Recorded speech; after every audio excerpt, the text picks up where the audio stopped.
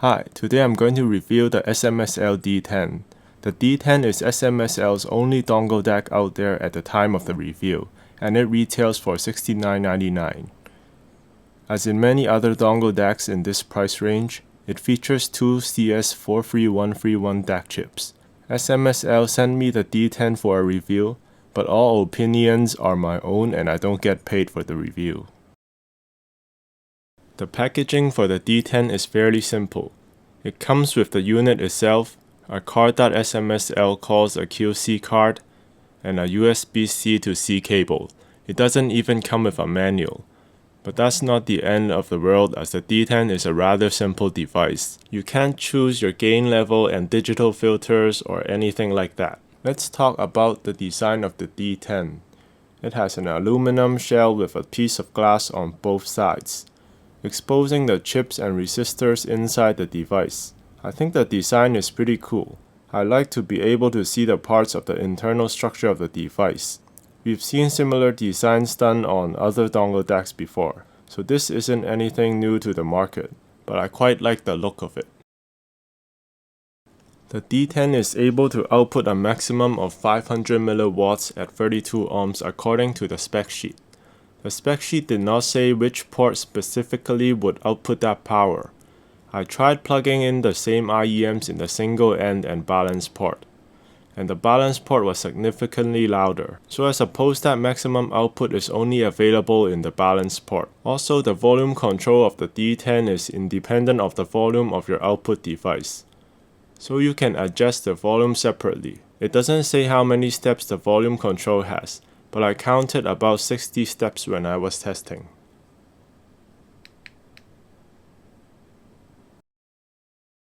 But most importantly, how does it sound?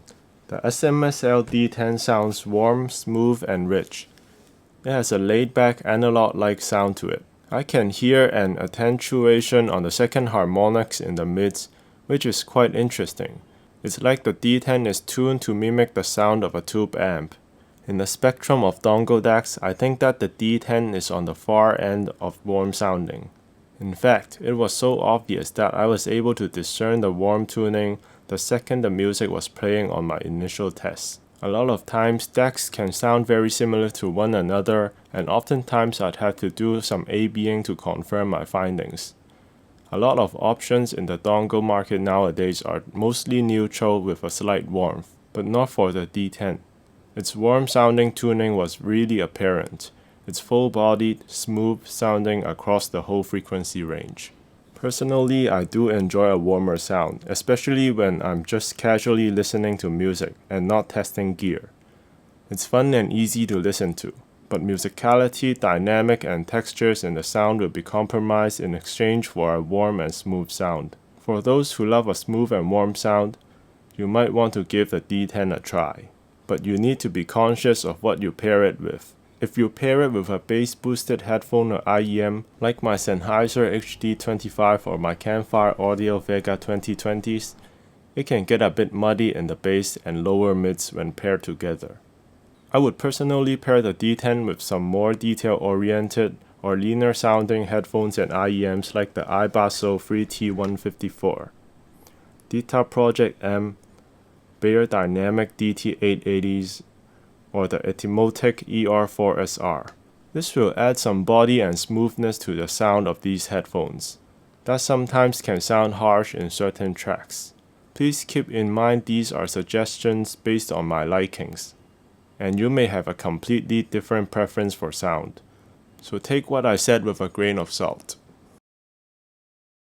Another thing to be aware of is that the D10 runs relatively hot compared to other dongle DACs I've tried, and it is not as efficient as other DACs. Compared to other DACs I recently reviewed, the D10 runs about 3 degrees hotter than the others in an air-conditioned room at around 33 degrees Celsius. If you normally use the D10 in your pocket, it can get hotter than this. The power consumption of the D10 is also relatively high compared to other dongles. On my test rig, the S.M.S.L D10 has a live draw of 0.136 amps when playing music on the balance port, and has a live draw of 0.088 amps when it's idle, compared to the DC07 Pro in high gain, which has a live draw of around 0.086 amps no matter if it's playing or idle. Comparing the two dongles that use the same DAC chip, the DC07 Pro consumes around a third less energy than the D10, so keep in mind if you'll be using the D10 on the go. In conclusion, the D10 is a nice sounding little dongle DAC with a laid back, lush warm sound signature. If you are someone looking for something warm sounding, I would definitely recommend you to give the D10 a try. It's kind of a niche to find a dongle DAC that sounds as warm as the D10 in the spectrum of dongle DACs. With the decent driving power from the balance port, I think the D10 is a great option to consider if power consumption is not a concern for you, as the D10 is a bit power hungry compared to some other dongles on the market. Let me know in the comments if you have any questions about the D10. Please like and share this video. And do you have any suggestions on what I should review next? Let me know. I'll see you in the next video.